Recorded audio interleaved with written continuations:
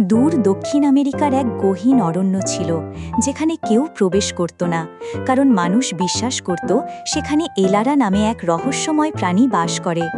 সে নাকি চাঁদের আলোতে দেখা যায়। তার দেহ সাদা হরিণের মতো, কিন্তু পাখির ডানার মতো রূপালী পালক গজিয়েছে পিঠে। চোখে ছিল শান্তির দীপ্তি। তবে এলারা ছিল কারো ক্ষতি করত না।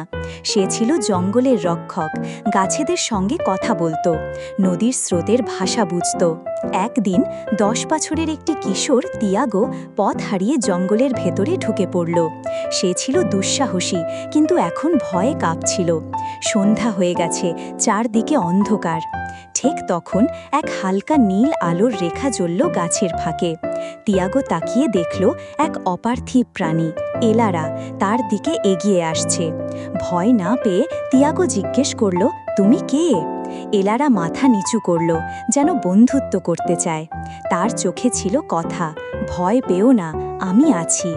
সেই রাত্রিতে এলারা তাকে নিয়ে গেল গোপন এক জায়গায়, জলের ধারে, যেখানে রাত জাগা ফুল ফুটে থাকে, জোনাকি নাচে। এলারার পাশে বসে তিয়াগো বুঝল প্রকৃতি কত শান্ত, কত জীবন্ত। পরদিন সকালে এলারা তাকে জঙ্গলের পথ চিনিয়ে দিল। তিয়াগো বাড়ি ফিরে এলো, কিন্তু কারোর সঙ্গে এলারার কথা